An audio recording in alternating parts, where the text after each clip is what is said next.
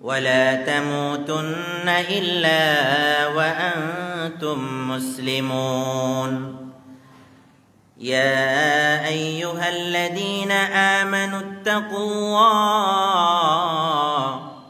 وقولوا قولا سديدا يصلح لكم أعمالكم ويغفر لكم ذنوبكم ومن يطع الله ورسوله فقد فاز فوزا عظيما وبعد فاعوذ بالله من الشيطان الرجيم مالك يوم الدين إياك نعبد وإياك نستعين وعن معاذ بن جبل رضي الله تعالى عنه قال قلت يا رسول الله أخبرني بعمل يدخلني الجنة ويباعدني من النار قال لقد سألت عن عظيم وإنه ليسير على من يسره الله عليه إلى الآخر حديث أو كما قال عليه الصلاة والسلام খুতবার প্রারম্ভে মহান রব্বুল আলামিনের শুকরিয়া আদায় করি যিনি আমাদেরকে জুমার সালাত আদায় করার জন্য দুনিয়ার যাবতীয় কাজ বাদ দিয়ে খুতবার শুরু লগ্ন থেকেই উপস্থিত হয়ে জুমার দিনের বিশেষ ফজিলত অর্জন করার তৌফিক দান করেছেন। এই জন্য আমরা আল্লাহ তাআলাকে ধন্যবাদ জানাই, আলহামদুলিল্লাহ। দরুদ ও সালাম বর্ষিত হোক বিশ্বনবীর প্রতি, আল্লাহুম্মা সাল্লি আলাইহি আল্লাহুম্মা বারিক আলাইহি। আপনারা ইতিপূর্বে যদি উপস্থিত থাকেন আমার খুতবায়, প্রায় 2 মাস হয়ে গেল, সেই খুতবায় আপনাদের সামনে আলোচনা করেছিলাম সূরাতুল ফাতিহার প্রথম আয়াত আলহামদুলিল্লাহি রাব্বিল আলামিন এই আয়াতটি নিয়ে। আজকে দ্বিতীয় আয়াত আর রহমানির রহিম, এটি আলোচনা করব না, এটা পরবর্তীতে করব ইনশাআল্লাহ, কারণ এই আলোচনাটি অনেক দীর্ঘ। আর আল্লাহ তাআলা যদি সুযোগ দেন তাহলে পরবর্তীতে সূরা বাকারা যখন আলোচনা হবে তখন আল্লাযীনা ইউমিনুনা বিল গায়ব এই আয়াতের আলোচনায় আর রহমানির রহিম আলোচনা আসবে, এই জন্য এটা বাদ রাখলাম। তবে এতটুকু বলি যে আর রহমানির রহিম আল্লাহ তাআলার নামসমূহের মধ্যে অন্যতম 2টি সিফাতি নাম। আর রহমান পরম করুণাময়, রহিম অসীম দয়ালু। একটি হলো দুনিয়া ও আখিরাতের জন্য, অর্থাৎ রহমান নামটি দুনিয়া আখিরাতে দুনো জায়গায় মুমিন কাফের সবার জন্য, কিন্তু রহিম একমাত্র মুমিনদের জন্য। এরপরের আয়াত মালিক ইয়াউমিদ্দিন, মালিক ইয়াউমিদ্দিন মানে বিচার দিবসের মালিক, প্রতিফল দিবসের মালিক কে বলেন তো? আল্লাহ সুবহানাহু ওয়া তাআলা। মালিক ইয়াউমিদ্দিন, কোরআনুল কারীমের মধ্যে মালিক শব্দটা 3 ভাবে এসেছে। এক মালিক, আরেকটা হলো মালিক যেটা সূরা নাসের মধ্যে মালিকিন নাস, আর আরেক জায়গায় আছে মালিক ইনদা মালিকিম মুকতাদির। 3 জায়গায় আল্লাহ তাআলা 3 ভাবে উল্লেখ করেছেন। মোটে মালিক শব্দটা 6 বার আছে কোরআনে। এখন মালিক, মালিক, মালিক 3টার মধ্যে পার্থক্য আছে না নাই? একটা হলো মালিক, মালিক ইয়াউমিদ্দিন, মালিক শব্দটা ইয়াউমুদ্দিনের সাথে আল্লাহ নিয়ে আসছেন, কিয়ামত-দিনের সাথে, প্রতিফল দিবসের সাথে। আর মালিকিন নাস, মানুষের মালিক বলার সময় মালিক শব্দটা ব্যবহার করেছেন। আর আল্লাহ তাআলার শক্তি ক্ষমতা বোঝানোর জন্য মালিক শব্দটা ব্যবহার করেছেন।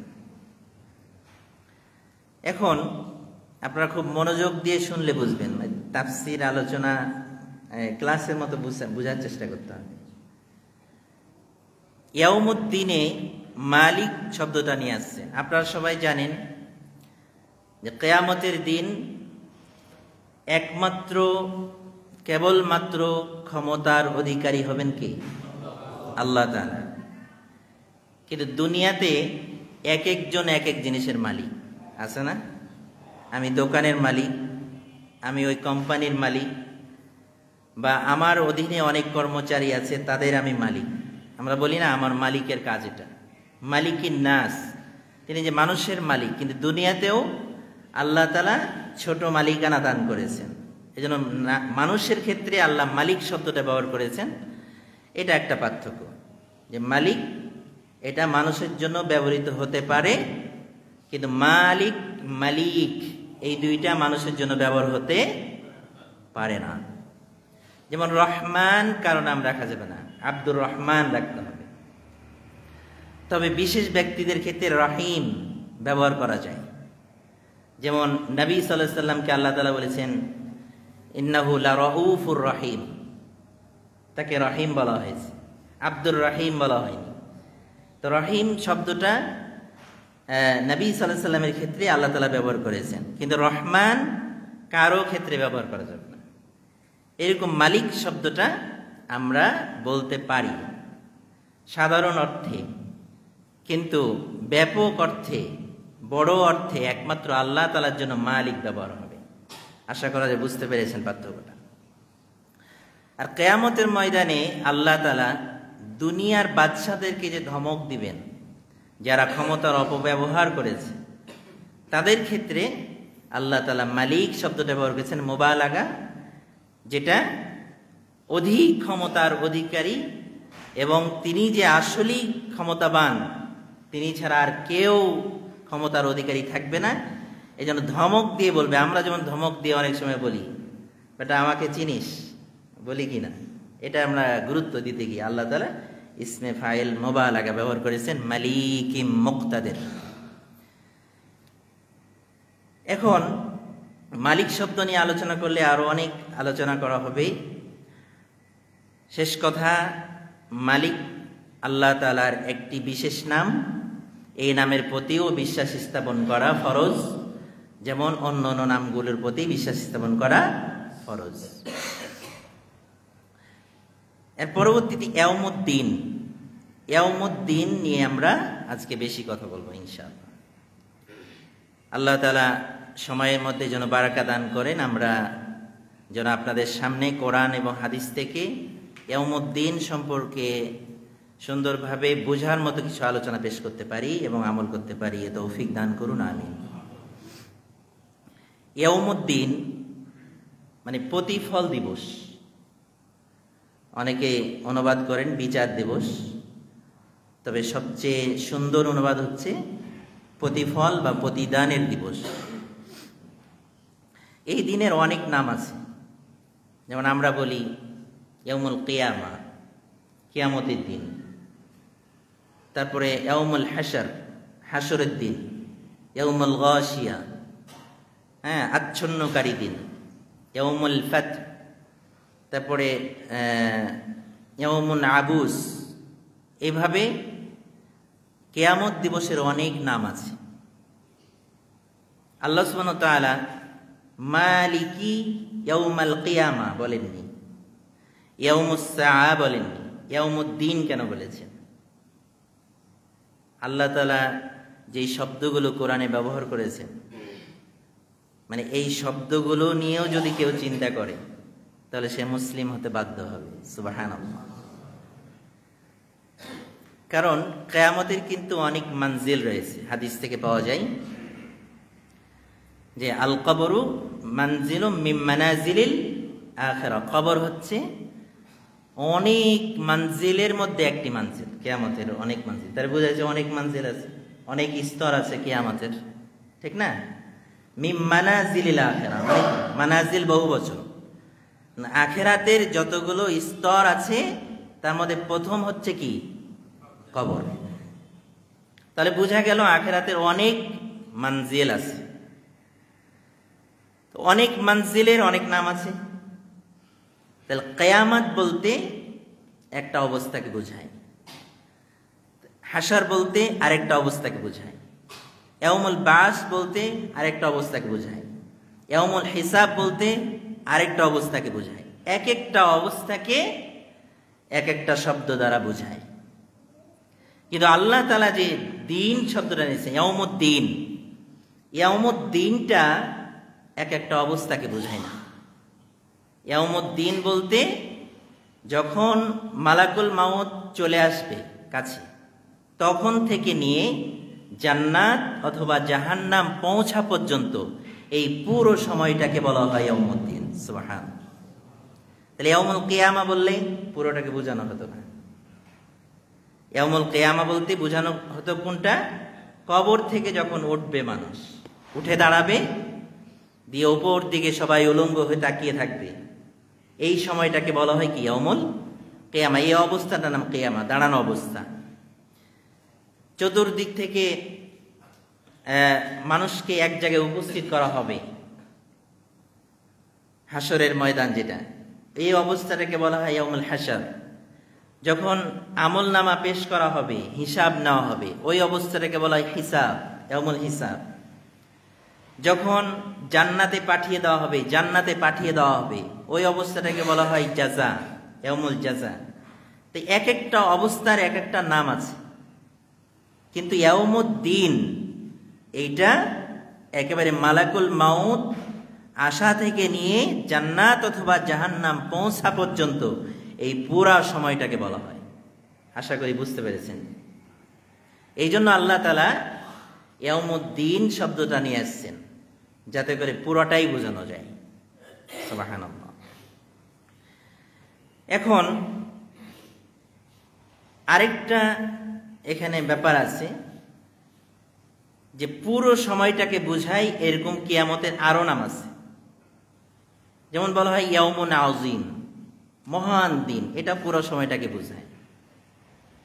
ইয়াউমুন আলিম, কঠিন দিন, এটাও শুরু থেকে শেষ পর্যন্ত এই সময়টাকে বোঝায়। তারপরে ইয়াউমুন মাউউদ, ইয়াউমুল মাউউদ, ওয়াদাকৃত দিন, এটাও পুরো সময়টাকে বোঝায়। কিন্তু এইগুলো আবার নিয়ে আসা হলো না কেন? এই জন্য নিয়ে আসা হলো না যে ইয়াউমুদ্দিন মানে কি বললাম? প্রতিদান, প্রতিফল দিবস। তো প্রতিদানটা শুরু হয় মালাকুল মাউত আসা থেকেই। কথা বুঝাতে পেরেছি? কিন্তু ইয়াউমুন আলিম, কঠিন দিন, এই কঠিন দিন তো সবার জন্য না। সবার জন্য কঠিন দিন, মুমিনের জন্য কি কঠিন দিন? তাহলে ইয়াউমুন আলিম যদি বলা হতো তাহলে কোরআনের সৌন্দর্য নষ্ট হয়ে যেত। কথা বুঝতে পারেননি? আর প্রতিদান দিবস মানে ভালোদের ভালো প্রতিদান, খারাপের খারাপ প্রতিদান। কোনো সমস্যা আছে? যদি বলা হতো ইয়াউমুন আযীম, বিশাল বড় দিন, এটা কি সবার জন্য বড়? হয়তো আপনারা মনে করেন সবার জন্যই বড়, তাই না? মুমিনের জন্য বড় নয়। মুমিনের জন্য কি বড় নয়। আশ্চর্য হচ্ছেন? আশ্চর্য না। আমি এসছি আপনাদের কাছে মেহমান, আপনারা কত আদর আপ্যায়ন করছেন, আমাকে ঘুমাতে দিয়েছেন। আমি এই খুতবা দেওয়ার জন্য অপেক্ষা করছি একটা সময়, কিন্তু আসার পরে ঘুমিয়ে ঘুমিয়ে অপেক্ষা করলাম। যেমনই ডাক দিল, ঘুম থেকে উঠে বলছি সময় হয়ে গেছে। আমি বলতেছি সময় হয়ে গেল, মাত্রই ঘুমালাম, ঠিক না? কিন্তু আরেকজনের হাত পা বেঁধে রেখে সূর্যের নিচে দাঁড় করে রাখেন, বলবে 1 ঘন্টা থাকতে হবে, প্রতিটা মিনিট 1 ঘন্টা করে যাবে, ঠিক না? তো কিয়ামতের দিন মুমিনদের অবস্থা এরকম হবে যে তারা আনন্দে আত্মহারা হয়ে যাবে, ফাইসালা করা হবে, ছুটাছুটি করবে, তারা বুঝতেই পারবে না, মনে হবে যে যেন একটা দিন মাত্র গেছে। তো কোরআনের মর্মর্থ আমরা যদি বুঝি তাহলে এগুলো বুঝতে পারবো। আয়াতটি পড়ি, সূরা মাআরিজের মধ্যে আল্লাহ তাআলা বলছেন, মিকদারুহু 50 আলফ সানা। কিয়ামতের দিনের যে মিকদার, পরিমাণটা হবে, দুনিয়ার গণনা অনুযায়ী যে দিন, এই দিনের সমান 50,000, এই দুনিয়ার 50,000 বছরের সমান হবে কিয়ামতের একটা দিন। তো মিকদারুহু 50 আলফ সানা, 50,000 বছর একদিন। কতদিন হবে আল্লাহ এটা বলেনি, কিয়ামতের কয়দিন হবে এটা আল্লাহ তাআলা বলেন। তবে একদিনের পরিমাণ কত? 50,000 বছর। আর ঈমানদারের জন্য হবে একদিন, দুনিয়ার এই একদিন, দুনিয়ার একদিন, কিন্তু আখেরাতের 50,000 বছরের মতো না। কারণ তাদেরকে তো, যারা প্রথম পর্যায়ে ঈমানদার হবে তাদেরকে জান্নাতে পাঠিয়ে দেওয়া হবে, বিনা হিসেবে 70,000কে পাঠিয়ে দেওয়া হবে। তারপরে সহজ হিসাব করে তাদেরকে জান্নাতে পাঠিয়ে দেওয়া হবে। এইভাবে যারা প্রথম জান্নাতি তারা জান্নাতে চলে যাবে না। এইটা দুনিয়ার একটা দিনের সময় মাত্র, এবং তারা এই সময়টা থাকবে আনন্দে উল্লাসিত। উজুহু ইয়াউমাইদিন নাদিরা ইলা রাব্বিহা নাদিরা ওয়া উজুহু ইয়াউমাইদিন বাসিরা। আল্লাহু আকবার। খুশিতে চেহারা উজ্জ্বল হয়ে যাবে, জ্বলজ্বল করতে থাকবে, আমলনামা দেখাবে একে অপরকে, বুঝতে পারবে না। তাহলে ইয়াউমুন আযীম যদি বলা হতো তাহলে পরে ঈমানদারের জন্য কিন্তু মহান দিন হতো, বড় দিন হয়ে যেত। তাহলে একটা বড় সময় অপেক্ষা করতে হতো, ঠিক না? ইয়াউমুন আবুস, অনুতপ্ত হওয়ার দিন। তো মুমিনরা কি অনুতপ্ত হবে? এই জন্য ইয়াউমুদ্দিন বলা হয়েছে, প্রতিদান দিবস। এখানে সবার জন্যই সমান। মুমিনের প্রতিদান ভালো, কাফেরের প্রতিদান কি? খারাপ। কোরআনের সৌন্দর্যটা কিছুটা বুঝতে পেরেছেন নাকি? তবে আরো অনেক সৌন্দর্য আছে, ওইটা বুঝানোর এলেম আমার নাই। যতটুকু আমি বুঝেছি এতটুকু বুঝানোর চেষ্টা করলাম। এবার আসেন, ইয়াউমুদ্দিনের যে অনেক মানজিল আছে, স্তর আছে, এর প্রথম স্তর হাদিসে বলা হয়েছে, আউয়ালু মানজিলাতিন মিন মানাজিলিল আখিরা, কবরকে বলা হয়েছে। এখন কবর বলতে কি বোঝায়? কবর বলতে কি বোঝায়? কোরআনে বলা হয়েছে ফাআকবারা সুম্মা ইদা শাআ আনশারা কাল্লা লাম্মা ইয়াকদি মা আমারা। তো কবরের কথা যে কোরআনে বলা হয়েছে, এই কবর বলতে কি বোঝায়? কবর বলতে কি মাটি খনন করে কাউকে দাফন করে দেওয়া, তারপরে 3 মুষ্টি মাটি দিলাম চলে আসলাম, এটাকে বোঝায় না। কবর বলতে এটা না।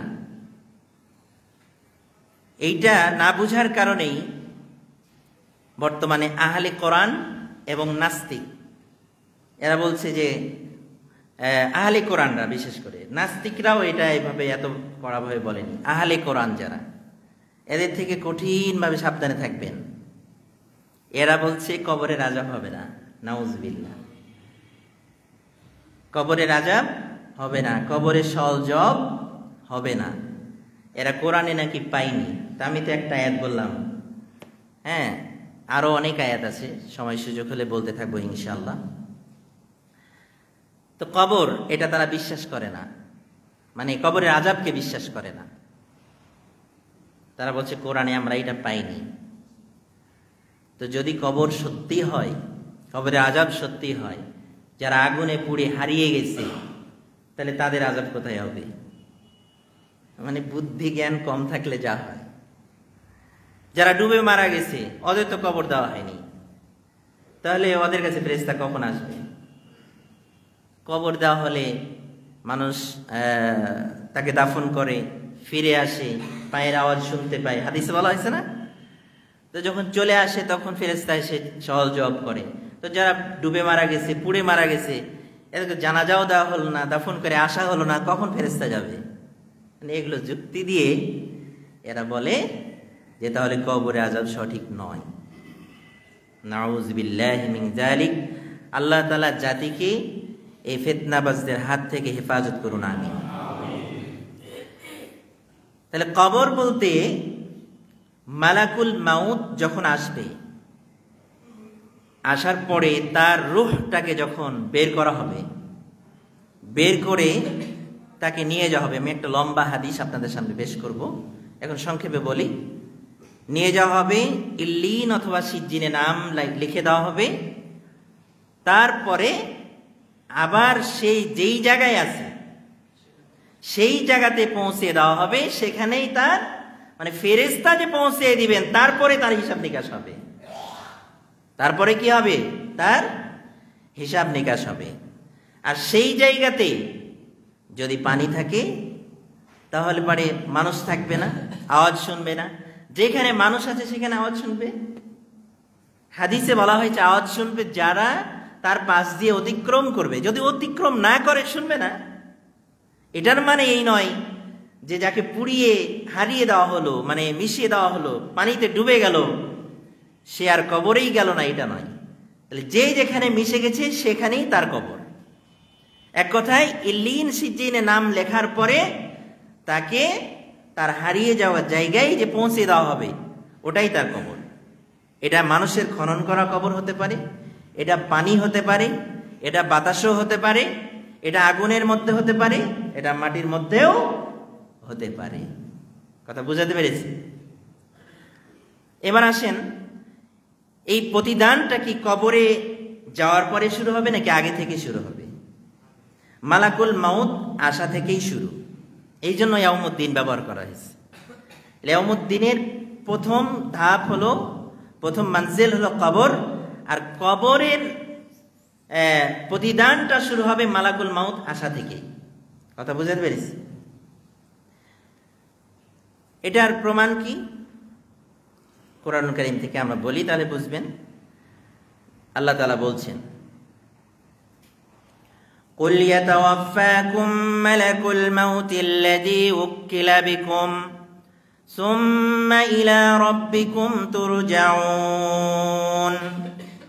হে নবী, আপনি বলুন, ইয়াতাওয়াফাকুম মালাকুল মাউতিল্লাযী উক্কিলা বিকুম, তোমাদের মৃত্যু দেওয়ার জন্য যেই ফেরেশতাকে নিযুক্ত করা হয়েছে, সে যখন তোমাদেরকে, তোমাদের আত্মাকে ছিনে নিয়ে আসবে, সুম্মা ইলা রাব্বিকুম তুরজাউন, তখন তোমরা তোমাদের রবের নিকটে ফিরে আসবে। এর পরের কথাটা ভালো করে শুনেন। ওয়ালাউ তারা ইদিল মুজরিমুনা নাকিসু রুউসিহিম ইনদা রাব্বিহিম। ওয়ালাউ তারা, আপনি যদি ওই অবস্থাটা দেখতেন, যখন এই যে মালাকুল মাউত আসবে, ওই অবস্থাটা যদি আপনি দেখতেন। আর দেখার কথা কাদের ক্ষেত্রে বললেন? মুজরিমুন, যারা পাপী। যারা পাপী তাদের এই মালাকুল মাউত আসার পরে অবস্থাটা যদি দেখতেন, তাহলে আপনি কি কল্পনা করতেন? নাকিসু রুউসিহিম ইনদা রাব্বিহিম, তারা তাদের মাথাটা নত করে দিবে ভয়। ইনদা রাব্বিহিম, আল্লাহর উদ্দেশ্যে। আর বলবে, রব্বানা আবসারনা ওয়া সামি'না ফারজি'না না'মাল সালিহান ইন্না মুকিনুন। বলবে, আল্লাহ আবসারনা, তুমি যে ওয়াদা করেছিলে এটা তো চোখে দেখলাম, মালাকুল মাউত চলে এসেছে, দেখে ফেলেছি। আবসারনা, এটা দেখে ফেললাম। সামি'না, তুমি যেগুলো বলেছিলে এগুলো তো বিশ্বাস করি নাই। আজকে ফেরেশতাদের মুখ থেকে সরাসরি শুনতেছি তাদের ধমক, তাদের আওয়াজ, তাদের কর্কশ কথা, তাদের কর্কশ বাণী, এগুলো তো শুনলাম, বিশ্বাসে আর কোনো ঘাটতি নাই। ফারজি'না না'মাল সালিহা, আমাকে ফিরে যাওয়ার একটু সুযোগ দেন, আমি ভালো কাজ করব, আর অন্যায় করব না। ইন্না মুকিনুন, আমি দৃঢ় বিশ্বাসী হয়ে গেলাম, আজ থেকে দৃঢ় বিশ্বাসী হয়ে গেলাম। ওয়াজ শুনে, খুতবা শুনে কোনো পরিবর্তন হয় নাই, কিন্তু সব যখন দেখে ফেললো, আবসারনা সব যখন শুনলো সামিআনা, এবার বিশ্বাস হয়ে গেছে। তো এই কথা বলছে না ইন্না মুমিনুন, আমরা বিশ্বাসী হয়ে গেলাম, এই কথা বলেনি। কিন্তু মুমিনুন মানে বিশ্বাসী, মুকিনুন মানে বিশ্বাসী, যারা আরবি বোঝেন। মুমিনুন মানে এই যে আমরা বিশ্বাসী, সালাত পড়ি না তাও আমরা ইমানদার, মুমিনুন, ঠিক না? যাকাত দেই না তাও ইমানদার, মুমিন, মুসলিম। আর মুকিনুন মানে এটা না, মুকিনুন মানে যে আসলে অন্তর থেকে বিশ্বাস করে, এই বিশ্বাসে কোনো সন্দেহ নাই। ওই সময় বলবে যে আমি অন্তর থেকে তোমাকে বিশ্বাস করছি, আর কোনোদিন অস্বীকার করবো না। এবার আল্লাহ কি উত্তর দিবেন? এটা কোন সময়? মালাকুল মাউত এসে গেছে এই অবস্থায়। তখন আল্লাহ তাআলা বলবেন ওয়ালাউ শি'না লাআতাইনা ওয়ালাউ শি'না লাআতাইনা কুল্লা নাফসিন হুদাহা ওয়ালাকিন হাক্কাল কওলু মিন্নি لأملأن جهنم من الجنة والناس أجمعين। আমি যদি চাইতাম লাআতাইনা কুল্লা নাফসিন হুদাহা, সবাইকে তো হেদায়েত দিতে পারতাম। আমি যদি এমনি হেদায়েতের জন্যই পাঠাতাম, তাহলে যাকে পাঠাতাম সবাই মুসলিম হয়ে যেত। যেমন ফেরেশতারাকে আল্লাহ চাইছেন যে সবাই সঠিক কাজ করবে, ওভাবে সৃষ্টি করেছেন, তারা ওভাবেই কাজ করছে। ফেরেশতারা কি বিন্দু পরিমাণ এদিক ওদিক কাজ করবে? তাহলে আমি চাইলে তো এভাবে তোমরাকেও পাঠাতে পারতাম, কিন্তু আমি তো আসলে পাঠাইছি পরীক্ষা করার জন্যই। তোমরাকে পাঠাইছি কিসের জন্য? পরীক্ষা করার জন্য পাঠাইছি। পরীক্ষায় ফেল করেছো, তোমার সময় শেষ। কুল্লা নাফসিন হুদাহা ওয়ালাকিন হাক্কাল কওলু মিন্নি, কিন্তু আমার কথা সত্য, আমি পরীক্ষা করার জন্য পাঠাইছি, এটাই তো আমার কথা সত্য। আমার সত্য কথা এখন বাস্তবায়ন হবে। লামলাআন্না জাহান্নামা মিনাল জিন্নাতি ওয়ান নাসি আজমাইন, এই জাহান্নামকে আমি মানুষ আর জিন দিয়েই তো পরিপূর্ণ করব, অতএব ফিরে যাওয়ার কোনো সুযোগ নাই। সুযোগ চেয়েছিলেন কিসে? ভালো কাজ করবে, আমলে সলেহ করবে। এই সুযোগ যখন দেওয়া না হবে, তখন আরেকটা আরজি পেশ করবে। আরেকটা সূরা মুনাফিকুনের মধ্যে বলা হয়েছে এটা। দ্বিতীয় আরজি পেশ করবে যে যেহেতু ভালো কাজ করার সুযোগ নাই আর হায়াত দেওয়া হবে না, তাহলে আরেকটা কাজ করার সুযোগ দাও। ফাসাদ্দাকা ওয়া কুম মিনাস সালিহিন ওয়ালাই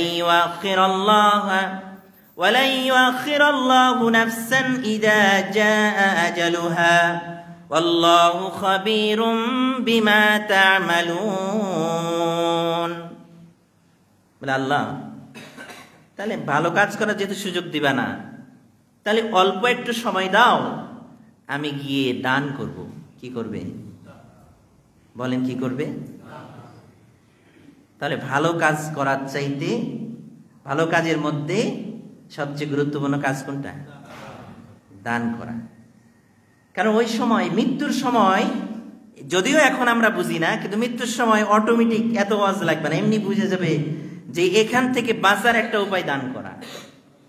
এখন 1 ঘন্টা 2 ঘন্টা বক্তব্য দিয়েও দানের ফজিলত আমরা বুঝি না, কিন্তু মালাকুল মাউতকে দেখেই বুঝে যাবে, ফজিলত বলা লাগবে না। কারণ তখন গায়েব প্রকাশ হয়ে গেছে না?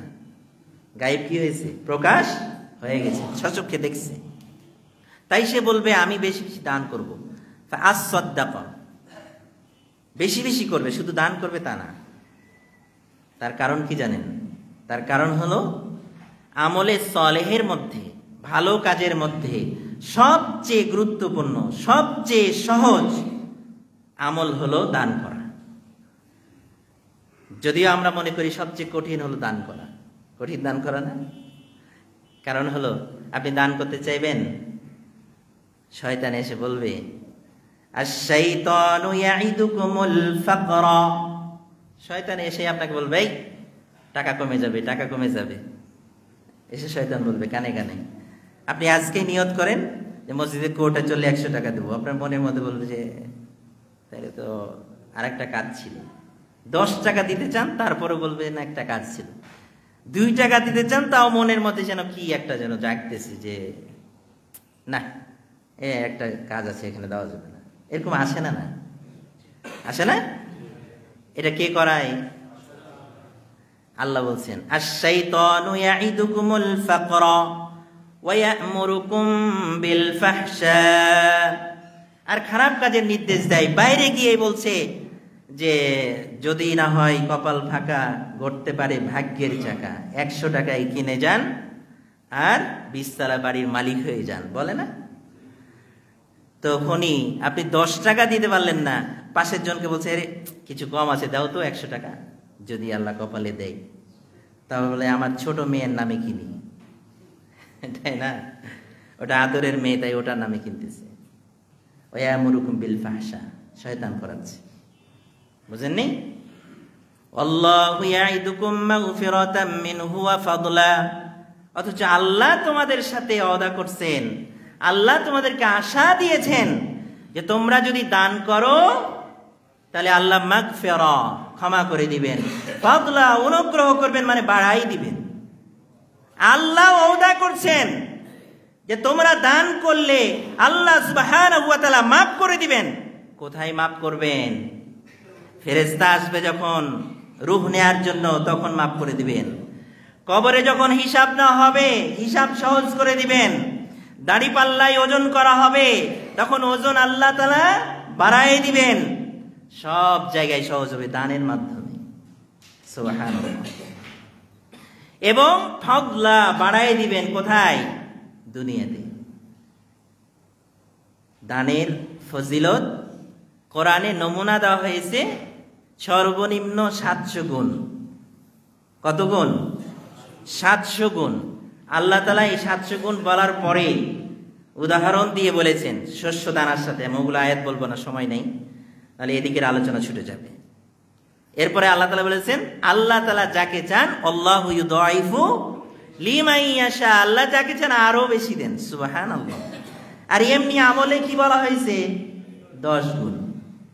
কোথায় 10 আর কোথায় 700? আল্লাহু আকবার।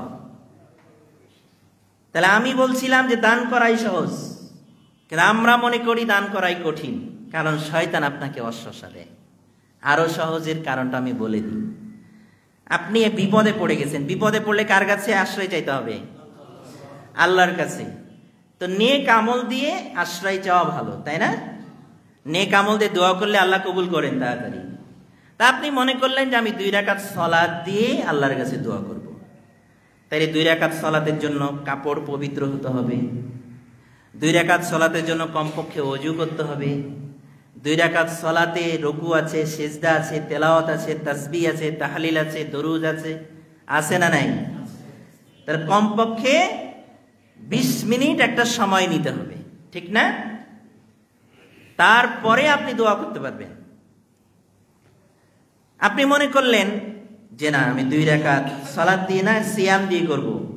তাহলে সুবে সাদিক থেকে নিয়ে সূর্যাস্ত পর্যন্ত একটা সিয়াম পালন করে তারপরে আপনি দোয়া করবেন, নাকি? আল্লাহ একটা সিয়াম পালন করলাম, এ কারণে আমাকে ক্ষমা করেন। অন্য অন্য নেক আমলগুলো প্রত্যেকটার ক্ষেত্রে দেখবেন একটা সময়ের প্রয়োজন আছে।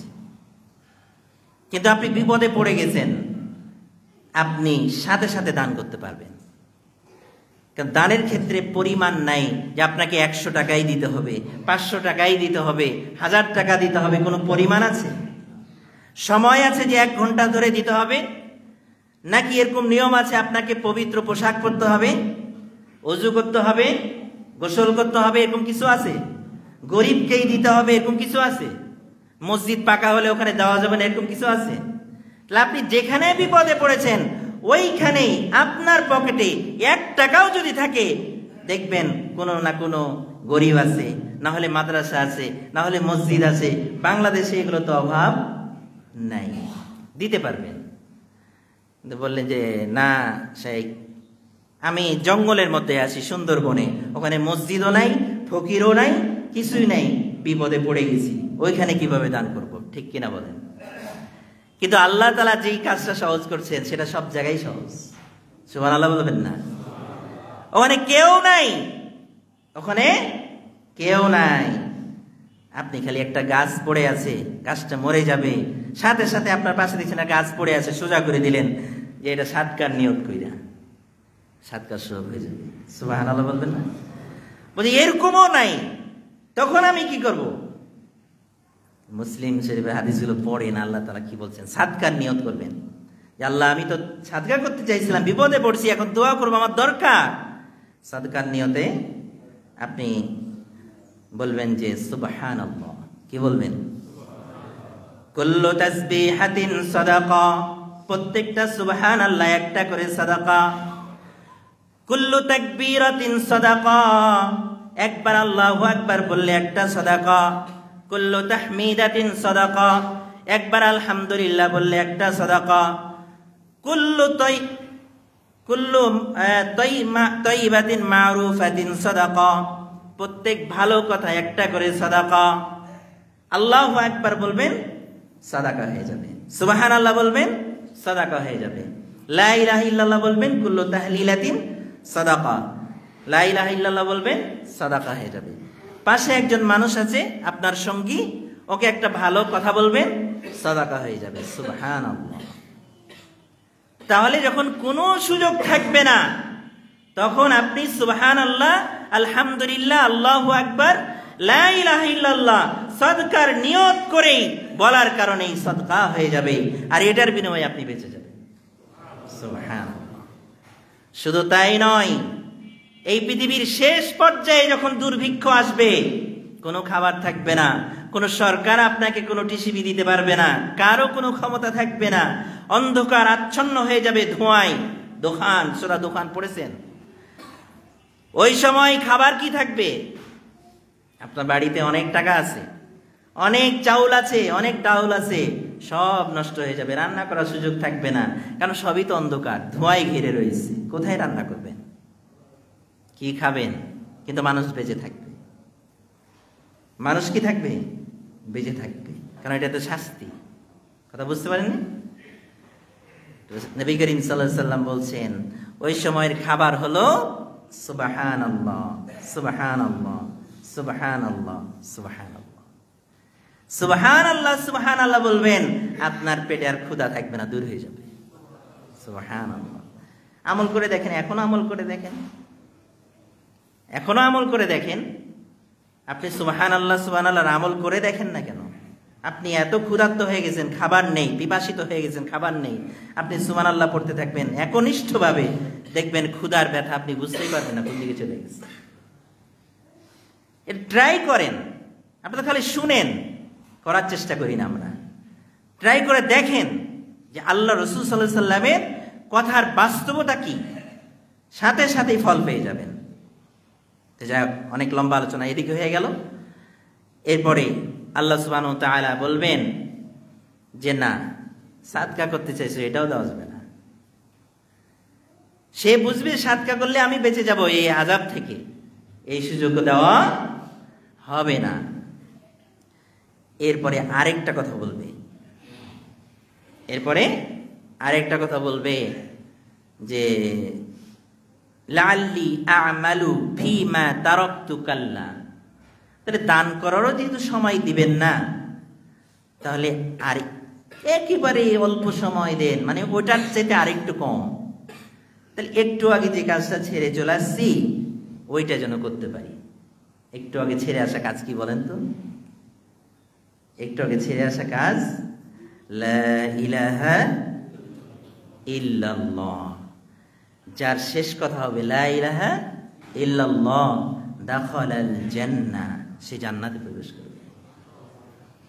কিন্তু সারা জীবন তো অন্যায় করেছে, মৃত্যুর সময় বলতে পারবে না। মৃত্যুর সময় কালেমা তালকিন দেই না আমরা, লা ইলাহা ইল্লাল্লাহ, পাশে পড়ি কিনা? এটা পড়া সুন্নত, তবে বলবেন না যে পড়ো পড়ো পড়ো, এটা না, আপনি শুনায়া পড়বেন। তো বাচ্চারা, স্ত্রী, পরিবার বা সঙ্গী সাথীরা যে বারবার কালেমা পড়ছিল, কিন্তু এই পাপী মুখ দিয়ে ওই কালেমাটাও ওই সময় বের হয় নাই, আল্লাহকে বলবে আল্লাহ ভালো আমল করার সুযোগ দাও নাই, বা একটু দান করারও সুযোগ দিলে না, তাহলে একটু আগে যেটা ছেড়ে চলে এসেছি, বিমা তারাকতু, যেটা আমি ছেড়ে চলে এসেছি, এইটা করার সুযোগ দেন। আমার ছেলে বলতেছিল লা ইলাহা ইল্লাল্লাহ, আমার মেয়ে বলতেছিল লা ইলাহা ইল্লাল্লাহ, আমার স্ত্রী বলতেছিল লা ইলাহা ইল্লাল্লাহ, কিন্তু আমি হতভাগা বলতে পারি নাই, এই সুযোগটা তো আমাকে দেবে। আল্লাহ বলবেন কাল্লা, কখনোই নয়, কখনোই নয়। ক্বালা কাইলুম মিনহা, এটা তার একটা কথা মাত্র। কারণ দুনিয়াতেও তো আমি মৃত্যুর আলামত দেখিয়েছি। ওই যে তুমি অমুক জায়গায় অ্যাক্সিডেন্ট হয়ে বাড়িতে এসে বলছিলে আজকে আমার মরে যাওয়ার কথা, কিন্তু আল্লাহ বাঁচিয়ে দিয়েছে। অমুক জায়গায় ব্যবসায় ক্ষতি হয়ে গেছিল, হঠাৎ করে আমি এই ব্যবসা ফিরাইয়ে দিয়েছি। তুমি বলেছিলে যে আল্লাহ তাআলা আমাকে বাঁচায় দিয়েছেন, আমি ধ্বংস হয়ে গেছিলাম। এইভাবে তো স্মরণ করিয়ে দিয়েছি, তারপরে তো তুমি ভুলে গিয়েছিলে। স্মরণ করাই দেয়নি আল্লাহ তাআলা? সূরা ফাজর পড়েন, সূরা ফাজরে কি বলেছে? ওয়াম্মা ইযা মাবতালাহু ফাকাদারা আলাইহি রিজকা ফায়াকুলু রাব্বি আকরামান। আমি যখন রিজিক দিয়ে তাকে পরীক্ষা করি তখন বলে যে আল্লাহ আমাকে সম্মানিত করেছেন। আর যখন আমি বিপদে ফেলে পরীক্ষা করি আল্লাহ আমাকে অপমানিত করেছেন। তো তুমি তো আল্লাহর কথাই বলছো, ফায়াকুলু রাব্বি আকরামান ফায়াকুলু রাব্বি আহানান। আল্লাহর কথাই স্মরণ করেছো। এইগুলো ইঙ্গিত দেয়নি তোমাকে যে এটা তোমাকে শুধরাতে হবে? অতএব তোমার এটা কথার কথা মাত্র, তোমাকে আর কোনো সুযোগ দেওয়া হবে না। তাহলে আযাবটা কেমন দেখতে পারে যে এই আবেদনগুলো করবে? 3টা আবেদন ফিরিয়ে দেওয়া হবে, কোনোভাবেই গ্রহণ করা হবে না। এবার কি অবস্থা হবে? এবার তার কি অবস্থা হবে? এবার সূরা নাজিয়াত, নবী করিম সাল্লাল্লাহু আলাইহি ওয়াসাল্লাম বলছেন, মান সাররাহু আন ইয়ানদুরা ইয়াউমাল কিয়ামাহ। একটু বসার সুযোগ করে দেন, সামনে ফাঁকা থাকলে একটু বসার সুযোগ, কথা না বলে নড়ে চড়ে একটু জায়গা করে দেন। যে ব্যক্তি দুনিয়াতে থেকেই কিয়ামতের অবস্থা দেখতে চায়, কে বলছেন? নবী সাল্লাল্লাহু আলাইহি ওয়াসাল্লাম। মান সাররাহু আন ইয়ানদুরা ইয়াউমাল কিয়ামাহ, যে ব্যক্তি দুনিয়াতে থেকেই কিয়ামতের অবস্থা পর্যবেক্ষণ করতে চায়, দেখতে চায়, সে যেন ফালইয়াকরা ওয়ান নাজিআতি গরকা ইযাস সামাউ ফাতারাত ইযাশ শামসু কুওয়িরাত। এই হাদিসটা আমল করবেন তো আজকে ইনশাআল্লাহ? যারা কোরআন পড়তে পারেন, যারা পারেন না সবাই, যারা পারেন তারা আরবিতে পড়বেন অনুবাদ সহ, যারা পারেন না শুধু অনুবাদ পড়বেন। পড়বেন তো ইনশাআল্লাহ? আল্লাহর নবী সাল্লাল্লাহু আলাইহি ওয়াসাল্লাম বলছেন, যারা দুনিয়াতে থেকেই কিয়ামতের অবস্থা দেখতে চায় তারা যেন 3টা সূরা পড়ে। কয়টা সূরা? 3টা। এই হাদিসে 3টা, অন্য হাদিসে আরো বলা হয়েছে। তো এই 3টাই পড়বেন। সূরা নাজিয়াত, ওয়ান নাজিয়াতি গরকা, আর একটা সূরা ইনফিতার, ইযাস সামাউ ফাতারাত, আর একটা হলো তাকবীর, ইযাশ শামসু কুওয়িরাত। আল্লাহর নবী সাল্লাল্লাহু আলাইহি ওয়াসাল্লাম বলছেন এই 3টা সূরার মধ্যে কিয়ামতের অবস্থাকে তুলে ধরা হয়েছে। আল্লাহু আকবার। তার মধ্যে একটা সূরার কথা বলি, প্রথম কিছু আয়াত এই অবস্থাটা বোঝানোর জন্য। ওয়ান নাজিআতি গরকা ওয়ান নাশিতাতি নাশতা ওয়াস সাবিহাতি সাবহা ফাসসাবিকাতি সাবকা ফালমুদাব্বিরাতি আমরা। এখানে ফেরেশতাদের 5টা গ্রুপের কথা বলা হয়েছে, 4টা গ্রুপের কথা। 4টা গ্রুপ, একটা হলো নাজিয়াত, নাশিতাত, সাবিহাত আর সাবিকাত। আপনারা তো জানেন যে মালাকুল মাউত এটা প্রধান একজন ফেরেশতা, যেটাকে আমরা বলি আজরাইল। যদি আজরাইল কোরআন হাদিসের ভাষা নয়, এটা ইসরাইলি রিওয়ায়াতের ভাষা, আমরা মালাকুল মাউতই বলবো। তিনি হলেন কি একজন, কিন্তু তার অধীনে কিন্তু অসংখ্য ফেরেশতা আছে। এটা জানা আছে আপনাদের? মালাকুল মাউত কিন্তু একজন না, হ্যাঁ, একজন প্রধান উপদেষ্টা, কিন্তু তার সাথে আরো অনেক থাকে না, সহকারী থাকে, সচিব থাকে। তো ফেরেশতাদের যে ফাল মুদাব্বিরাতি আমরা, কর্মনির্বাহী পরিষদ।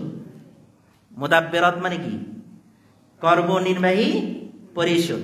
তো ফেরেশতাদেরকে আল্লাহ যে দায়িত্ব দিয়েছেন, এই কর্মনির্বাহী পরিষদের সদস্য আছে আর এদের প্রধান আছে। প্রধান হলেন 4 জন, জিবরিল, মিকাইল, ইসরাফিল, মালাকুল মাউত। কয়জন? 4 জন। 4 জনের অধীনে সকল ফেরেশতা। সুবহানাল্লাহ বলবেন। আর এই 4 জনের মধ্যে একজন মালাকুল মাউত, তার অধীনে 4 গ্রুপ ফেরেশতা। তার অধীনে কয়টা? মানে সকল ফেরেশতাকে 4 ভাগে ভাগ করা হয়েছে। এই 4 ভাগের নাম এই প্রথমে বলা হয়েছে নাজিয়াত, এক প্রকার কি নাজিয়াত। এই গ্রুপ অনেক অনেক ফেরেশতা, সংখ্যা আমরা কেউ বলতে পারবো না, আল্লাহ ভালো জানেন। তবে নাজিয়াত বহুবচন, যারা আরবি বুঝেন নাজিয়াত কি বহুবচন, অনেক ফেরেশতা আছে, আল্লাহ তাআলা ভালো জানেন। এটা হলো জাহান্নামীদের জন্য। কাদের জন্য? আম্মাল কাফির আবিল মুনাফিক, হাদিসে কাফির অথবা মুনাফিক বলা হয়েছে, হয় কাফের না হয় কি মুনাফিক। এদের জন্য নাজিয়াত গ্রুপ, এরা টেনে ছেঁচড়ে বের করবে। অনেক লম্বা হাদিস, আমি হাদিসটা পুরোটাই পাঠ করে শোনাচ্ছি না, হাদিসের মধ্য থেকে যতটুকু দরকার অতটুকু বলতেছি। এই ফেরেশতা আসবে নাজিয়াত, এসে বলবে উখরুজি, বের হয়ে আসো, তুমি বের হয়ে আসো, তোমার উপরে আল্লাহর লানাত, আল্লাহর গজব, তুমি বেরিয়ে আসো। কিন্তু সে বেরিয়ে আসতে চাইবে না, সে শরীরের বিভিন্ন কণ্ঠকুহুরে বিভিন্ন জায়গায় লুকানোর চেষ্টা করবে, বের হয়ে আসতে চাইবে না। তখন এই নাজিয়াত গ্রুপে ফেরেশতা, নাজিয়াত শব্দের অর্থ হচ্ছে ছিনিয়ে বেরকারী, যারা একেবারে ছিনিয়ে টেনে হেঁচড়ে বের করে, এদেরকে বলা হয় কি নাজিয়াত। আর নাজিয়াতে গরকা, গরকান মানে ডুব দিয়ে বের করা।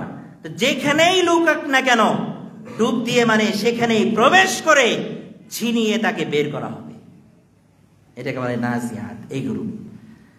দ্বিতীয় গ্রুপ হলো নাশিতাত। দ্বিতীয় গ্রুপ কি নাশিতাত, মানে মৃদুভাবে আত্মা বেরকারী, যারা মৃদুভাবে বের করবে। আল্লাহু আকবার, আল্লাহ তুমি আমাদের জন্য কবুল করো, আল্লাহ তুমি আমাদের সবার জন্য এটা কবুল করো। নাশিতাত গ্রুপ মুমিনের জন্য। এই গ্রুপের সংখ্যা বলতে পারবো না, ওই গ্রুপের একই অবস্থা।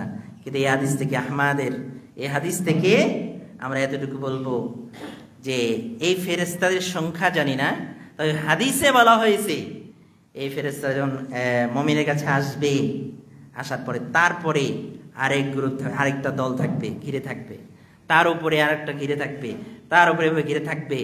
এইভাবে ওই মমিন ব্যক্তি যখন উপরের দিকে তাকাবে, মৃত্যুর সময় দেখবেন মমিন হোক কাফের হোক, তার চোখটা উপর দিকে যায়। কোথায় যায়? এটার ব্যাখ্যায় বলা হয়েছে যে তারা ফেরেশতাদের দিকে তাকায়। আরেকটা ব্যাখ্যায় বলা হয়েছে যখন রূহ চলে যায়, রূহের দিকে তাকায় থাকে। কথা বুঝতে পারছেন? তো বলা হয়েছে যে আসমান পর্যন্ত, সামাই দুনিয়া পর্যন্ত এই ফেরেশতারা অপেক্ষা করতে থাকে। সুবহানাল্লাহ, এত ফেরেশতা নাশিতাত, এরা এসে বলবে যে হে প্রশান্ত আত্মা, তুমি আল্লাহর সন্তুষ্ট চিত্তে বেরিয়ে আসো। আল্লাহর নবী সাল্লাল্লাহু আলাইহি সাল্লাম বলেন, ওই সময় তোমরা পিয়ালা থেকে পানি পান করার পরে এক ফোঁটা পানি থাকলে যেভাবে সহজে কাত করলেই নেমে যায়, মুমিন বান্দার রূহটা ওইভাবে সহজেই চলে আসবে। সুবহানাল্লাহ, সহজেই চলে আসবে। আসার পরেই আরেক ফেরেশতা, ওই হাদিসে বলা হয়েছে যে 1 সেকেন্ডও সময় দিবে না, তাদের হাত থেকে নিয়ে নিবে ওই যে জান্নাতের যে ফেরেশতারা। এই গ্রুপের নাম হচ্ছে সাবিহাত। এই গ্রুপের নাম কি? সাবিহাত গ্রুপ। তারা যে রেডি থাকবে আসমান পর্যন্ত, এরা নিয়ে একটা সুগন্ধিযুক্ত কাপড়ে এটাকে পেঁচায় নিয়ে আবার নিয়ে যাওয়া হবে। আসমানে নিয়ে যাওয়ার সময় এই রাস্তাতে বারবার জিজ্ঞেস করা হবে। ফেরেশতারা বলবে, কি বলবে? যে এটা কার সন্তান, এটা কে, এটা কে, এই পবিত্র আত্মাটা কার? প্রশ্ন করা হবে। এবার উত্তরটাতে আপনাদের জন্য কিছু শিক্ষা আছে, আমাদের জন্য কিছু শিক্ষা আছে। তখন ফেরেশতারা বলবে ফুলান ইবনু ফুলান। কি বলবে? ফুলান ইবনু ফুলান, অমুকের ছেলে অমুক। কথাটা বুঝছেন? ফুলান ইবনু ফুলান বলা হবে না, শুধু ছেলের নাম বলা হবে না, যে আব্দুল্লাহ, আব্দুর রহমান, আব্দুর রহিম, আব্দুল করিম, এরকম বলা হবে না। বলা হবে আব্দুল্লাহ ইবনে ওমর, আব্দুল্লাহ ইবনে আব্বাস, ঠিক আছে, হাসান ইবনে আলী, এইভাবে বলা হবে ফুলান ইবনু ফুলান। তারপরে আরেকটা শব্দ ব্যবহার করা হয়েছে, এটা আরো গুরুত্বপূর্ণ। রাসূল সাল্লাল্লাহু আলাইহি ওয়াসাল্লাম বলছেন, ওই সময় দুনিয়াতে তার যে সুন্দর নামটা ধরে ডাকা হতো, ওই নামের সাথে বাবার নাম বলা হবে। এবার আমাদের নামের কি অবস্থা? এমন কিছু মুসলমান আছে ফেরেশতারা তাদের ভালো নাম খুঁজে পাবে? ঝন্টু মিয়া, শান্টু মিয়া, বল্টু মিয়া, হ্যাঁ, এইগুলো কেন নাম বাবা? আল্লাহ তাআলা এত সুন্দর সুন্দর নাম দিয়েছেন, এত সুন্দর করে বানাইছেন। আল্লাহু আহসানুল খালিকিন, তিনি সবচেয়ে সুন্দরভাবে সৃষ্টিকারী, সুন্দর স্রষ্টা, সুন্দরভাবে শ্রেষ্ঠ মাখলুক হিসেবে সৃষ্টি করেছেন। আর আপনি নাট বল্টু নাম লাগাচ্ছেন কেন? মানুষের মানে মন মাইন্ড এত নিচে নেমে গেছে কেন? এত নিচে নেমে যাওয়ার কারণ কি? শিক্ষা নাই, দীক্ষা নাই। আমরা শিক্ষা দীক্ষা থেকে একেবারেই খালি। বাংলাদেশের সবচেয়ে উঁচু পর্যায়ের যিনি শিক্ষামন্ত্রী, ওই পর্যন্ত যিনি আছেন সেও মূর্খ, তারও জ্ঞান নাই। এই জন্যই অবস্থা। আপনারা বলবেন এত বড় শিক্ষিত মানুষকে মূর্খ বললেন, তো কোরআন হাদিসের এলেম না থাকলে যতই এলেম থাকুক ওটা এলেম না। কোরআন হাদিসের এলেম না থাকলে যত এলেম থাকুক না কেন ওটা এলেম নয়। ওটা যদি এলেম হতো তাহলে আবু জেহেলের নাম পরিবর্তন করে আবু জেহেল রাখা হতো না, আবুল হাকাম থেকে। আবুল হাকাম মানে কি জানেন? জ্ঞানের পিতা, মানে মহাজ্ঞানী। জ্ঞানের পিতা মানে মহাজ্ঞানী। মহাজ্ঞানীকে ইসলাম এসে নাম দিল যে মহামূর্খ, মূর্খের পিতা। তার মানে ওই এলেমের দাম নাই। আপনার নমরুদের প্রধানমন্ত্রীর না এলেম কম ছিল? কত বড় বড় বুদ্ধি দিত। হ্যাঁ, এই বুদ্ধিগুলো যে শুনে অবাক হয়ে যাবেন। ফেরাউন সবাইকে যে হত্যা করত, এই বুদ্ধিগুলো কে দিয়েছে? তার প্রধানমন্ত্রী হামান। হামান অনেক জ্ঞানী ছিল, অনেক জ্ঞানী ছিল। কত জ্ঞানী ছিল যে আপনার রাজত্ব টিকিয়ে রাখতে চান তাহলে একটা কাজ করতে হবে, দুইটা কাজ করতে হবে। এক নম্বরে শিক্ষা মাটিতে মিশাই দিতে হবে, দুই নম্বরে যুবকদেরকে হত্যা করতে হবে। বুঝতে পারছেন? ফেরাউন কয়বার মানুষকে হত্যা করেছিল? একবার। আপনারা একবারের কথা জানেন, আমরা তো গোটা কোরআন পড়ি না। কোরআন কারীমের মধ্যে সূরা কাসাসের মধ্যে বলা হয়েছে যে হত্যার কথা, এটাও স্বপ্নে দেখে হত্যা করেছিল শিশু ছেলে সন্তানকে। সূরা কাসাসে যেটা বলা হয়েছে। আর সূরা বাকারার মধ্যে 7 নম্বর পৃষ্ঠাতে যেটা বলা হয়েছে প্রথম পারা, হ্যাঁ, ওয়া ইন্না জাইনাকুম মিন আলি ফিরআউনা ইয়াসুমুনাকুম সুআল আযাব ইউযাববিহুনা আবনাকুম, এবং সূরা আরাফ কি আহজাবের মধ্যে আরেক জায়গায় বলা হয়েছে। এই দুই জায়গায় বলা হয়েছে এটা যুবকদেরকে হত্যা করার কথা। ফেরাউন দুইবার হত্যাকাণ্ড চালিয়েছে, একবার শিশু ছেলে সন্তান আর একবার যুবকদেরকে, যারা ছেলে মানুষ ছিল। আর এই সব বুদ্ধি দিয়েছিল কে? হামান। অনেক জ্ঞানী ছিল, রাজত্ব টিকে থাকেনি, অনেক দিন টিকে থেকেছে বুদ্ধি দিয়ে, কিন্তু ধ্বংস হয়েছে, ঠিক না? অতএব এই জ্ঞান তো জ্ঞান না, এরা মূর্খ, আমাদের জ্ঞান নেই। এই জন্য 10-এ শেষ করবো না 15-তে? এখন দেখেন, আমি আরেকটা কবরের হাদিস বলি, তাহলে আপনারা বুঝতে পারবেন। যখন আসবে ফেরেশতা কাফেরের কাছে, এসে বলবে যখন কবরে নিয়ে যাওয়া হবে, এবার দুইজন ফেরেশতা এসে তাকে উঠাবে। উঠার পরে বলবে, এখানে 5টা প্রশ্ন হবে। কয়টা প্রশ্ন হবে? 5টা। আপনারা সবাই জানেন 3টা, তাই না? 3টা বা 4টা? 5টা। ঠিকই আছে, 3টাও ঠিক আছে, 4টাও ঠিক আছে, 5টাও ঠিক আছে। কেমনে ঠিক আছে? 3টা হচ্ছে ভাইবা প্রশ্ন, আর একটা হচ্ছে প্র্যাকটিক্যাল, আর একটা থিওরিক্যাল। 5টা প্রশ্ন হবে। এই 3টা হলো মান রব্বুকা, তোমার রব কি? মা দিনুকা, তোমার দিন কি? আমার নাবিউকা, তোমার নবী কি? এই 3টা প্রশ্ন হবে, মৌখিক প্রশ্ন। যদি মুমিন বান্দা হয় তাহলে উত্তর সহজভাবে দিয়ে দিবে, আপনাদের জানা আছে, আমি বলছি না।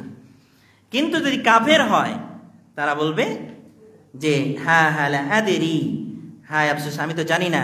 কুনতু আকুলু মা ইয়াকুলুন নাস, মানুষ যা বলতো আমিও তাই বলেছি, মানুষ যা বলতো আমিও তাই বলেছি।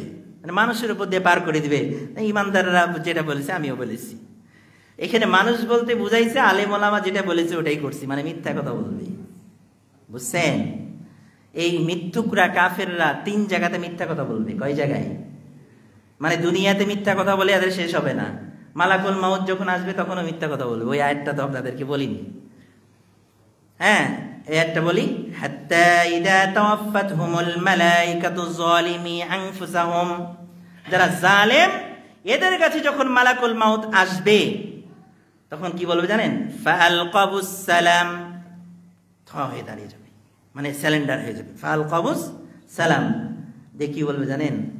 মা কুন্না না'মাল মিন সু, হঠাৎ করে চলে আসলেন, কই আমি তো কিছু খারাপ কাজ করিনি। কে বলছেন? আল্লাহ তাআলা বলছেন মা কুন্না না'মাল মিন সু, কই আমি তো কোনো খারাপ কাজ করিনি, হঠাৎ করে চলে আসলে মানে। দিয়ে পরে ওই কথাগুলো বলবে, ওই যে 3টা আবেদন বলবে, যেন বাঁচার তো উপায় নাই, ওই 3টা আগে এটা বলা লাগতো, এটা আমি বলিনি। তো এই যে দেখেন মিথ্যা কথা বলার অভ্যাস, এই মালাকুল মাউত আসার পরেও বলবে, কবরেও তখন কি বলবে? মিথ্যা কথা। কুনতু আকুলু মা ইয়াকুলুন নাস, আমি তাই বলতাম মানুষ যা বলতো। এই মানুষ বলতে কাকে বলছে? আলেম ওলামাদেরকে। কথা বুঝতে পারছেন? তা আলেম ওলামারা যা বলতো তাই করেছে? করে নাই। শেষে আরো 2টা প্রশ্নের কথা বলে দিন, নাহলে আপনারা বললেন যে 5টা বললো, আবার বললো না। একটা হলো, যে কোনো সময়ে ওই ব্যক্তি মারা যাক না কেন, ইল্লিন অথবা সিজ্জিন থেকে যখন রূহটাকে ফিরিয়ে দেওয়া হবে, ওই সময়টা হবে তার আসরের শেষ সময়। আসরের শেষ সময়, তখন সে পানি চাইবে উযু করার জন্য, যে আমার আসরের সালাতের টাইম শেষ হয়ে যাচ্ছে, তাড়াতাড়ি আমাকে পানি দেন, আমি উযু করি। সুবহানাল্লাহ বলবেন না? কাফের ব্যক্তি হলে করবে না। তাহলে প্রথম প্রশ্নতেই ফেল। অতএব প্রথম প্রশ্ন হচ্ছে সালাতের, কিসের? সালাতের প্রশ্ন। আর শেষ প্রশ্ন হচ্ছে, এগুলো উত্তর দেওয়ার পরে আবার বলা হবে যে এই যে এই ব্যক্তি, বা অন্য রিওয়ায়াতে বলা হয়েছে মুহাম্মদ সাল্লাল্লাহু আলাইহি ওয়াসাল্লামের নাম উল্লেখ করে বলবে, তার সম্পর্কে তুমি কি বলতে? তখন সে বলবে আশহাদু আন্নাহু রাসূলুল্লাহ। আর একটা রিওয়ায়াতে আছে লা ইলাহা ইল্লাল্লাহ। এই উত্তর দিবে, মানে রাসূল সাল্লাল্লাহু আলাইহি ওয়াসাল্লামকে দেখানো হবে, দেখানোর পরে উত্তর দেওয়া হবে। কথা বুঝতে পেরেছেন? এই 5টা। এবার আমি কাফেরদের কথাটা বলি। এবার কাফের ব্যক্তি যদি হয়, মুমিন ব্যক্তি হলে তো আলহামদুলিল্লাহ, আলহামদুলিল্লাহ সুম্মা আলহামদুলিল্লাহ। আল্লাহ যেন আমাদেরকে অবশ্যই ঈমানের সাথে যাওয়ার তৌফিক দান করে না। কাফের ব্যক্তি হলে কি করবে? আগের কথাটা কিন্তু মনে রাখবেন, নাহলে আলোচনা বুঝবেন না। আমি বলছি যে মূর্খ ব্যক্তি, অজ্ঞ ব্যক্তি, এই জন্য বুঝে নাই, ফিরে আসে নাই। কথা বুঝতে পারছেন? এটা বোঝানোর জন্য আমি এই হাদিসটা বলতেছি। এবার তাকে একজন ফেরেশতা আসবে, একেবারে ময়লাযুক্ত পোশাক, দুর্গন্ধযুক্ত পোশাক, এসে বলবে যে তুমি আমাকে চেনো? বলে না। তুমি কি? বলছে আমি তোমার জন্য দুঃসংবাদ নিয়ে আসছি। তোমার যে চেহারা, তো দুঃসংবাদ নিয়ে আসারই তো কথা। বলছে আমি তোমার আমল, আমি তোমার আমল। আবার 2জন ফেরেশতা আসবে, একটা রিওয়ায়াতে বলা হয়েছে অন্ধ, কানা এবং আসম, মানে ঠসা, শুনতে পাবে না। এরকম ব্যক্তি এসে আঘাত করবে দরবাহু বিমিতরাকাতিন মিন হাদিদ, লোহার হাতুড়ি দিয়ে। যে হাতুড়ির কথা বলা হয়েছে, এই হাতুড়ি দিয়ে যদি পাহাড়কে আঘাত করা হয়, এই পাহাড় ধুলোর সাথে মিশে যাবে। এমন পাহাড়, যেই পাহাড়কে আল্লাহ তাআলা ওয়াল জিবাল আওতাদা, পেরেক হিসেবে তৈরি করেছেন, যেই এত বড় জমিন নড়াচড়া করতেছিল, এই পাহাড়কে আল্লাহ যখন গেড়ে দিলেন, বুখারীর হাদিস, এই পৃথিবীর নড়াচড়া বন্ধ হয়ে গেল। তাহলে পাহাড় কত বড়, চিন্তা করেছেন? পাহাড় ওপরে যেটা আপনারা দেখছেন, এইটা পাহাড় না। আপনারা যে পেরেক বুঝেন তো, কাঁটা, এই কাঁটার চাঁদি থাকে না, এই চাঁদিটা হলো ওপরের অংশ, পাহাড়ের ওপরের অংশ চাঁদি। তাহলে ভিতরে কতটা আছে? ভিতরে কতটা আছে? এই পাহাড়কে যদি আঘাত করা হয় ওই হাতুড়ি দিয়ে, তাহলে ধুলার সাথে মিশে যাবে। এই হাতুড়ি দিয়ে তাকে আঘাত করা হবে, আঘাত করা হবে। আর কি বলা হবে? ওই সময়তে বলা হবে লা দারাইতা ওয়ালা তালাইতা। এই 2টা শব্দ মুখস্থ করে জানাচ্ছি, ছেলে মেয়েকেও বলবেন যে কবরে যখন মারবে ফেরেশতা, তখন এই কথা 2টাই বলবে। কারণ ওই তো কানে শুনে না, চোখেও দেখেন। আপনি যতই চিৎকার করেন, ইয়াসিহু সাইহাতান, এত জোরে চিৎকার করবেন, আপনার চিৎকার সব শুনতে পাবে, ইল্লাস সাকালাইন, মানুষ আর জিন শুনতে পাবে না, ওই ফেরেশতাও শুনতে পাবে না। বুঝতে পেরেছেন? এখন ওই সময় ওরা মারবে আর একটাই কথা বলবে, লা দারাইতা ওয়ালা তালাইতা, লা দারাইতা ওয়ালা তালাইতা। একবার বলেন না, মুখস্থ করতে হবে তো, ছেলে মেয়েকে ভয় দেখাতে হবে, এইগুলো শিখাতে হবে। লা দারাইতা ওয়ালা তালাইতা, এটা বুখারীর হাদিস এবং মুসলিমেরও হাদিস। লা দারাইতা ওয়ালা তালাইতা, বলেন যে অর্থটা কি? বলে তুমি পড়োনি কেন, বুঝোনি কেন, পড়োনি কেন, বুঝোনি কেন। তাহলে যেই শিক্ষামন্ত্রী কোনোদিন সালাত আদায় করলো না, আপনার কি মনে হয় কবরের উত্তর সে দিতে পারবে? তাহলে তাকে যখন প্রশ্ন করা হবে উত্তর দিতে পারবে না, তাহলে অবশ্যই মারবে। যখন মারবে তাহলে পড়োনি কেন, বুঝোনি কেন। কেন? ওই যে অনেক শিক্ষিত ছিল, অনেক শিক্ষিত ছিল না। আপনি বলে এত বড় শিক্ষিত কেন মূর্খ বললেন? আমি এটা বুঝালাম আপনাকে, তাকেও তো মারবে। আর তখন মারার সময় কি বলবে? এই দুটা কথাই তো বলবে, পড়োনি কেন, বুঝোনি কেন। তো সে তো ডক্টরেট ছিল, অনেক ডিগ্রিধারী ছিল। ফেরেশতা যে বলবে পড়োনি কেন, বুঝোনি কেন, তাহলে ফেরেশতা যে বলছে মূর্খ তুমি। ওই জন্য আমরা বললাম, রাসূলের কথাটা বললাম, আমরা বলিনি। কারণ কারো প্রতি আমাদের রাগ নাই, আমাদের সংশোধনের চেষ্টা আছে। আপনি ফিরে আসেন, পড়েন। আপনি তো অনেক পড়েছেন, একটু কোরআন পড়েন, একটু হাদিস পড়েন, একটু বুঝেন। আজকের খুতবায় আমরা মালাকুল মউত পর্যন্ত সময় শেষ করে দিলাম। তো যাই হোক, পরবর্তীতে ইনশাআল্লাহ সামনের প্রত্যেকটা স্তর আপনাদের সামনে পেশ করবো এই সূরা ফাতিহার আলোচনায়। না, এগুলো অনেক লম্বা আলোচনা। আল্লাহ সুবহানাহু ওয়া তাআলা আমাদের সবাইকে বোঝার তৌফিক দান করুন, আমিন।